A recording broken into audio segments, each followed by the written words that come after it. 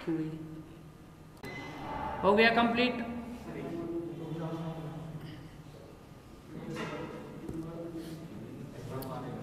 Next heading डालोगे काटकोर। काटकोर, core core.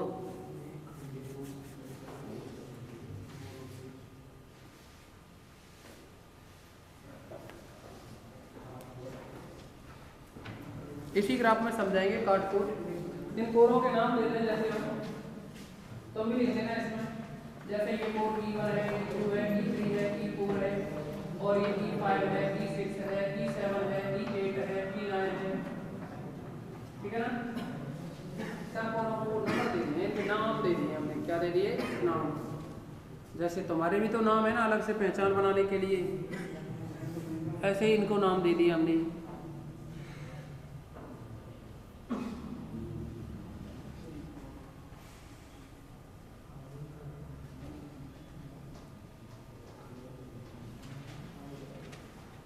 हो गया? अब लिखोगे इसमें हेडिंग डाल दो काटकोर।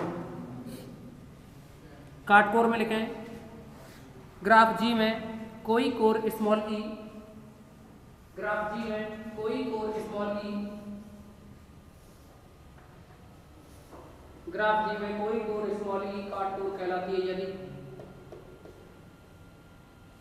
ग्राफ जी में कोई कोर स्मॉल ई काटकोर कहलाती है यदि एन जी माइनस ई ग्रेटर देन एन जी को, देखा एन जी माइनस ई, पहले वी था उस जगह, अब क्या कर दिया हमने? ई। करो इसको कंप्लीट।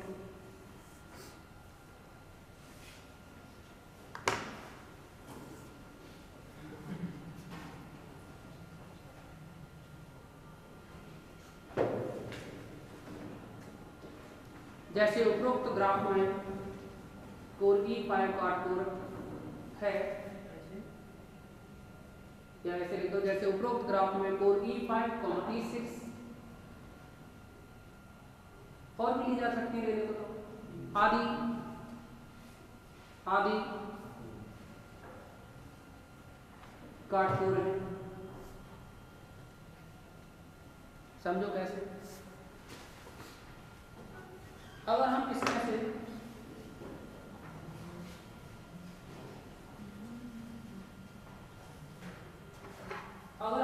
से E5 को काटकोर लेकर के चले तो कोर E5 को हटाओगे तो क्या बनेगा? देखो V1 है, V7 है और V3 है, और ये कौन सा स्पेस था? V2, ठीक है ना। और क्या है आगे? V4 और ये V8। एक तो ये बना, और जैसे ये कोर हटाई तो ये कोर रह जाएंगे दोनों ऐसे, V5 और V6 और V9 इतने रह जाएंगे, ये दो भागों में बट गया। इसको भी तो ले सकते थे, इसको तो हटा दो तो एक इधर हो जाएगा, एक इधर हो जाएगा। लिख दो इसको, डायग्राम को बना दो, ग्राफ को बना दो। एक बार में एक ही कोर हटानी है।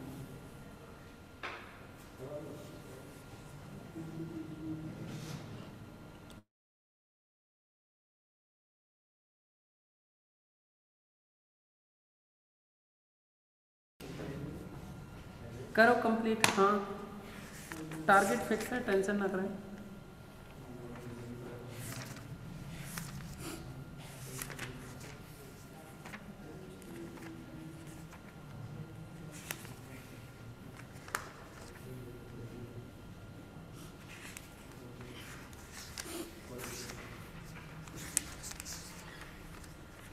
हो गया?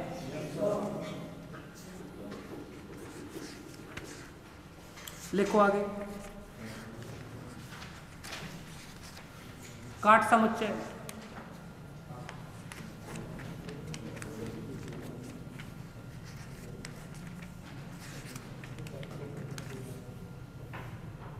हेडिंग डालो काट समुच्चय।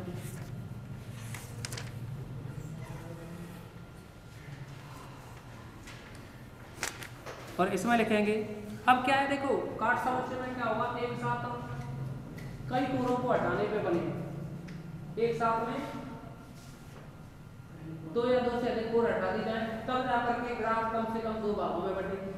तो ऐसी कंडीशन में क्या कहते हैं उसे? काट समुच्चय, ठीक है ना। और उन कोरों के समुच्चय को ही काट समुच्चय कहते हैं। जितनी कोर हटाने पर इस ग्राफ में से, अब ये तो क्या है, एक कोर हटाने पे ही बढ़ जाता है, लेकिन कुछ ग्राफ ऐसे होंगे जिनमें एक कोर हटाने से नहीं दो भागों में बटेगा। अगर उसमें से ज्यादा कोरें हटानी पड़े तो फिर उन कोरों का ही समुच्चय क्या कहलाता है, काट समुच्चय, ठीक है ना।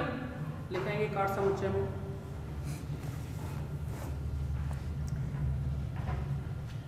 अच्छा, कोर भी कैसी हटानी पड़ेगी, कम से कम कोर हटाने पर दो भागों में बढ़ जाए, कम से कम कोर हटाने पर दो या दो से अधिक भागों में बढ़ जाए तो वो कोरों का समुच्चय क्या कहलाता है, काट समुच्चय। तो लिखेंगे किसी ग्राफ जी में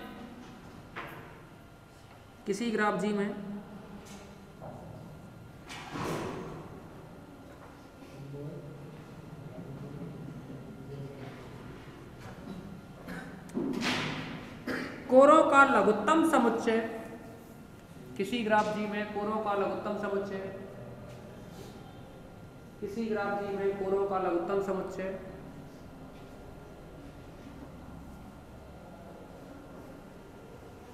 किसी ग्राफ जी में कोरों का लघुत्तम समुच्चय काट समुच्चय कहलाता है।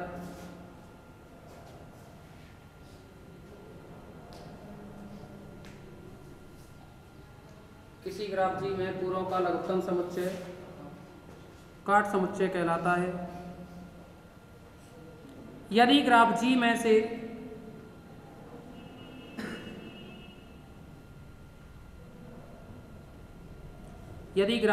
से इस समुच्चय का निष्कासन, यदि ग्राफ जी में से इस समुच्चय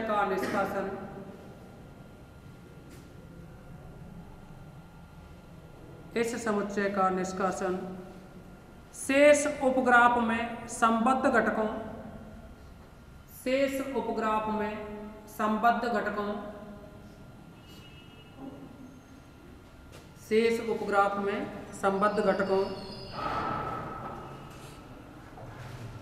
की संख्या में वृद्धि कर दे,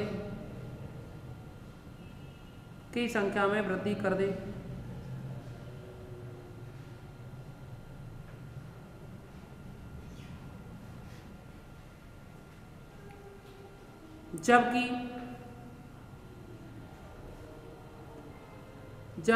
इस समुच्चय के किसी भी वास्तविक उपसमुच्चय का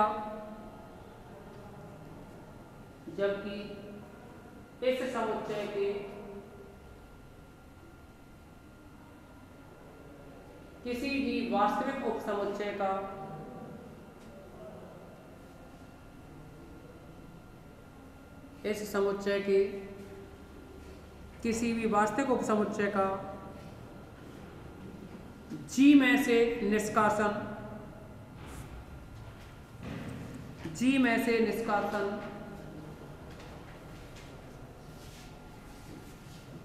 जी को असंबद्ध नहीं करता, जी में से निष्कासन जी को असंबद्ध नहीं करता। लिखा दिया ये काट कोर, काट शीट्स, काट समुच्चय की डेफिनेशन वैसे आज तक कभी पूछी नहीं गई है, फिर भी हमने लिखा दिया बाई चांस। तो अब एक प्रमेय लिखेंगे।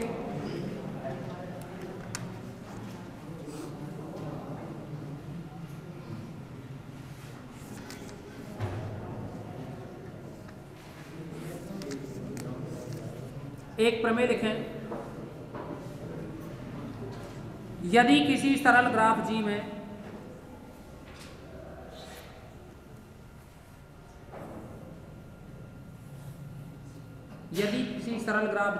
n शीट्स तथा k संबद्ध घटक हैं,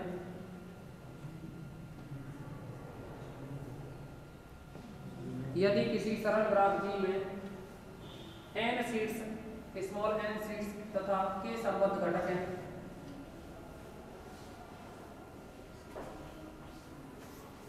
n शीट्स तथा k संबद्ध घटक हैं, तब कैपिटल जी में कोरों की संख्या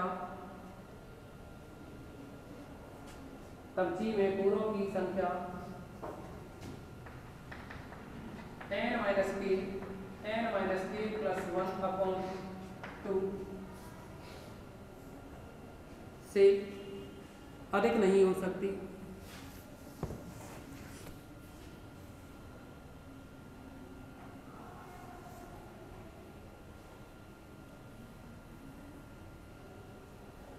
देखो ऐसे समझो जैसे ये ग्राफ है ना, क्या है ये ग्राफ जी, कितने ये ग्राफ जी है, इसमें टोटल सीट्स कितने हो, कितने सीट्स हैं इसमें। अब इसके संबंध घटक की बात करें तो ये दो घटक बने थे, जैसे घटक मतलब इसके कितने भाग हो गए, दो हो गए यहाँ से। और अगर तो आपसे प्रमेय में कहा है कि संबंध घटक हैं कितने कि, तो मतलब ऐसे ऐसे कितने हो कि, अब के हो तो मान लीजिए एक, तो मान लीजिए जैसे जी वाला घटक है, दूसरा G2 है, तीसरा G3 है, अगला ऐसे G घटक है। अगर G1 में शीर्षों की संख्या कितनी है, N1, G2 में शीर्षों की संख्या N2, N3 और ऐसे ही कितनी N3। लेकिन आपको पता है कि G में टोटल जो ग्राफ दिया है वो G1, G2, G3, Gk इनके यूनियन के बराबर है। अच्छा G में अगर टोटल शीर्ष कितने हो, कितने हो शीर्ष N। तो देखिए किसी भी घटक में अधिकतम कोरों की संख्या कितनी होती है, आपको पता हो तो n × n-1/2 याद है। देखो मैं पहले इसमें प्रूफ डालूं, मतलब हमें जो सिद्ध करना है ना वो ये बताना है कि कोरों की जो अधिकतम संख्या होगी ना वो इतनी होगी, बस इससे ज्यादा नहीं होंगे। तो लिखोगे माना सरल ग्राफ G में, माना सरल ग्राफ G में के संबद्ध घटक हैं,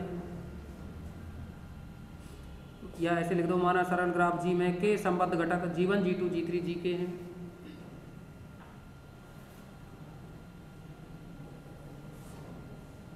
कितना लिखा, Gk हैं, जिनमें से प्रत्येक में शीर्षों की संख्या, जिनमें से प्रत्येक में शीर्षों की संख्या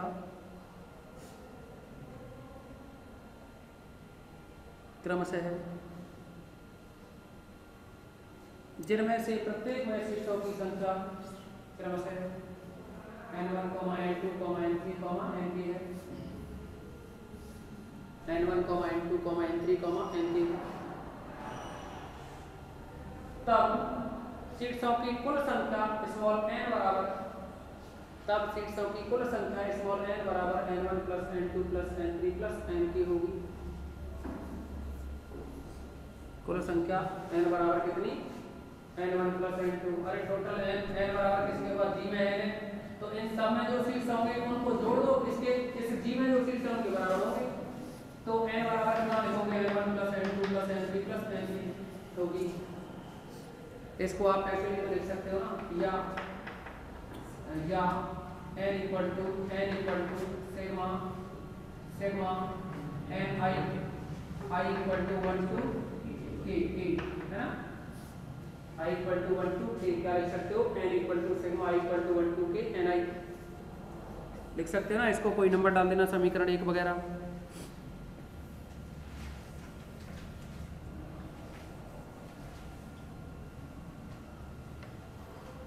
हो गया इतना, लिखो एक लाइन और, लाइन लिखो, हम जानते हैं कि, हम जानते हैं कि G के आईवें संबद्ध घटक में G के G ऐसे लिखना है, G के, ना कि वो वाला G के, लास्ट में जो लिखा है सफिक्स में कहीं के लगा दें। तो लिखो हम जानते हैं कि G के आईवें घटक में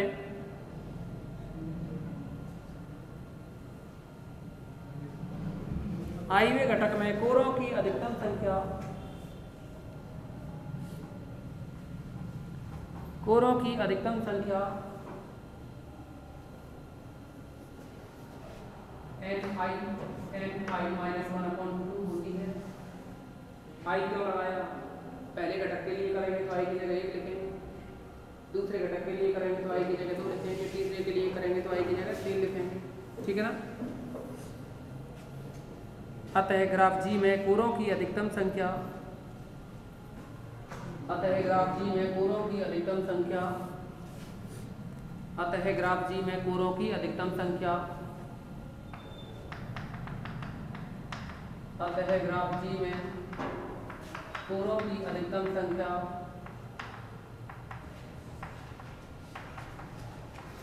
कितनी बनेगी?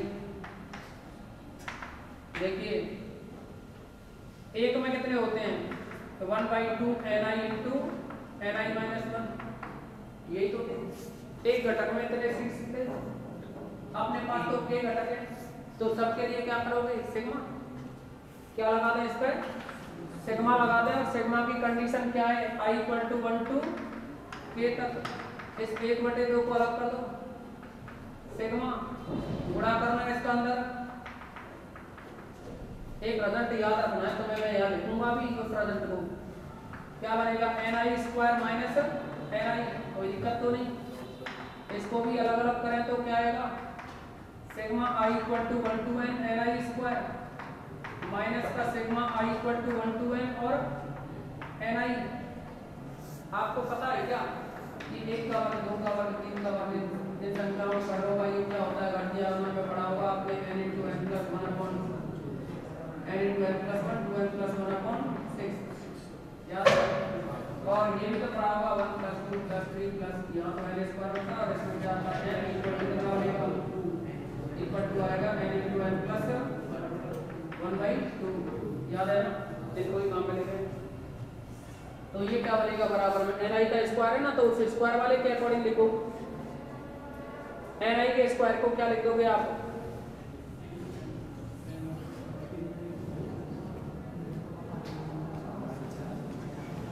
उन कंडीशन को यूज में मत लो। हमने जो कहा था ना अभी एक रिजल्ट काम में लेना है उसको लें। देखिए जिस रिजल्ट के बारे में हम बात कर रहे हैं वो आप याद रखोगे, इससे आसान हो जाएगा। ये होता है सिग्मा i = 1 to k और ni² n² minus k minus n और इंटू में 2n माइनस k। एक रिजल्ट को याद रखोगे आप, ठीक है ना? ni² i = 1 to k ni² > में n² minus k minus n into 2n minus k। अगर आपको सुविधा के लिए ऐसा करना है कि यहाँ जैसे या तो माइनस को हमारे लिए प्लस बना दो तो n माइनस k और 2n माइनस k हो जाएगा, याद रखने में थोड़ा आसान रहेगा, है ना? या यहाँ से आप माइनस का मान लो तो ये प्लस बना दो तो ये k माइनस n और ये k माइनस 2n हो जाएगा। ऐसे याद रखने के लिए ये हो जाएगा। तो इसको अगर हम यहाँ लिखें सिग्मा ni² की जगह तो कितना बनेगा? ये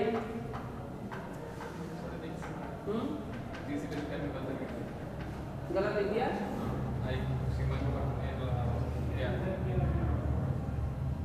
क्या आएगा?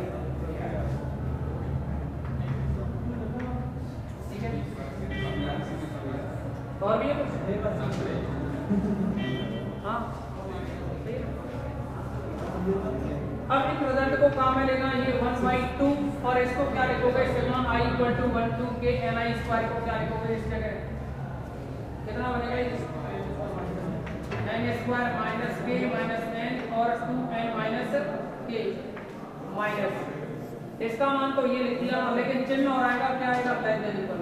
क्या आएगा चिन्ह? Less than equal. और ये सिग्मा ni का मान कितना आएगा? इसका मान बनेगा n × n + 1/2। इसके अकॉर्डिंग यूज में ले लिया, कोई दिक्कत तो नहीं ना?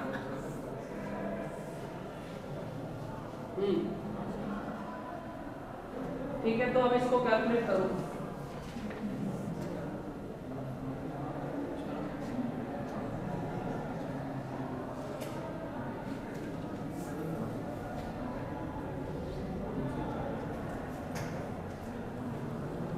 प्रूफ क्या करना था हमें?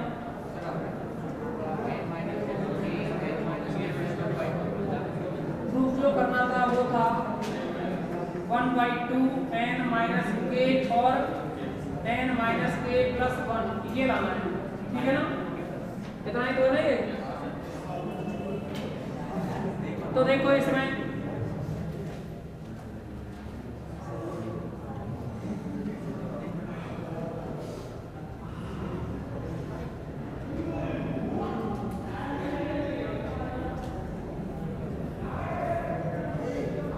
समीकरण 1 डालने के लिए कहा था ना तुमको, देखना इसका मान कितना है? n आएगा कि नहीं आएगा? कहाँ से लिखा है 1 से, ठीक है ना। अब देखो ये क्या बनेगा, लेस देन इक्वल, कितना बनाइए लेस देन इक्वल। तो जब ये लेस देन इक्वल आएगा 1/2 लेस देन इक्वल, सॉरी, तो ये क्या बना n² और क्या बनेगा ये इनका गुणा करना है ना,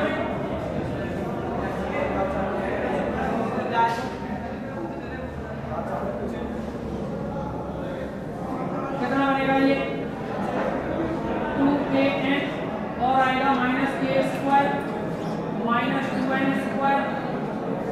-2n² हो गया और माइनस माइनस प्लस kn और यहाँ बनेगा -n, ठीक है। अब देखो कुछ कैंसिल हो रहा है, 2kn और kn कितना होगा 3kn, कितना होगा ये 3kn।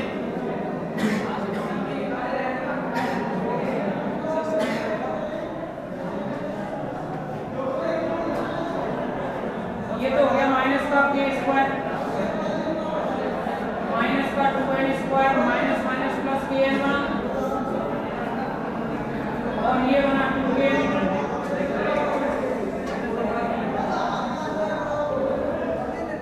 ये गेट लगा दो पीछे से,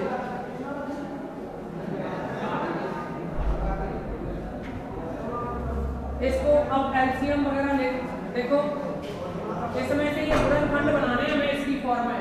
पहले तो 1/2 बाहर होना चाहिए, तो 1/2 बाहर है और एक गुणनखंड n-k बनना चाहिए और एक गुणनखंड n-k+1 बनना चाहिए, है ना।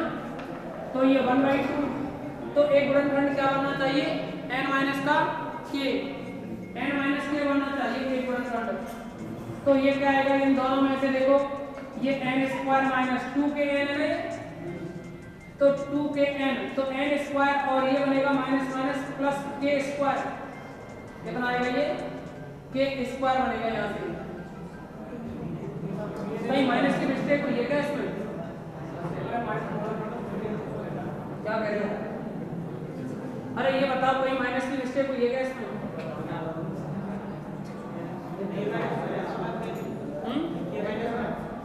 k माइनस किसमें किसमें इस वाले में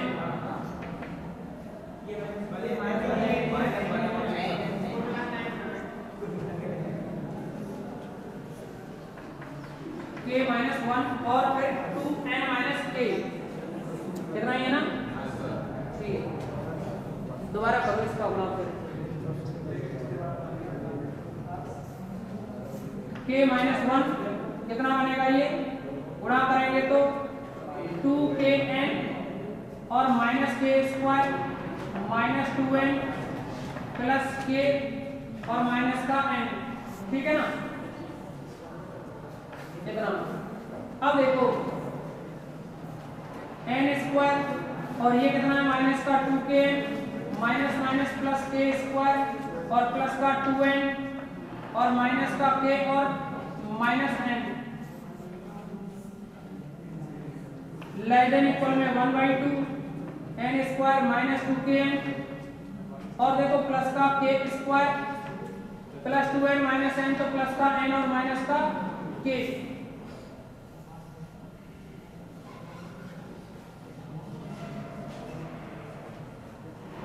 एक गुणनखंड n-k बनाना है तो लेस देन इक्वल में कितना, देखिए n² को और जो ये k² है ना, ये k², इसको हम ऐसे लिख रहे हैं 1/2 तो आगे चल ही रहा है, ठीक है ना, 1/2 आगे चल रहा है और ये जो n² है, n² के साथ में हमने एक लिख दिया माइनस का k², ये प्लस का है लेकिन हमने माइनस का किया है उसके साथ में एडजस्ट, और ये -2kn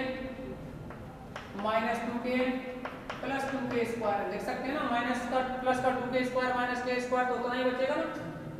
अच्छा और कितना, प्लस का n-k प्लस का n-k, इसको क्या लिखोगे लेस देन इक्वल 1/2, इसको n+k और n-k लिखोगे और कितना बचा, इन दोनों में से कॉमन लिया जाए 2k -2k कॉमन है तो क्या बचेगा n-k फिर प्लस का ये कितना है n माइनस के, अब देखना लेस इक्वल में कितना बना 1/2 n माइनस के पूरे में से कॉमन, जैसे ही n माइनस के कॉमन लेंगे तो क्या बचा n प्लस के और माइनस का 2k और प्लस का यहाँ से 1, क्या लिखोगे लेस इक्वल 1/2 और n माइनस के क्या आएगा आपके -2k प्लस n, सॉरी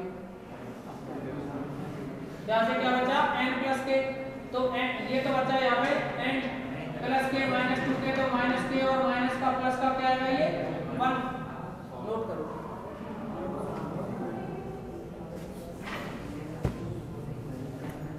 थोड़ा सा एडजस्टमेंट था इसमें कैलकुलेशन में, ठीक है ना। और जब आपसे ना हो तो क्या करते हैं फिर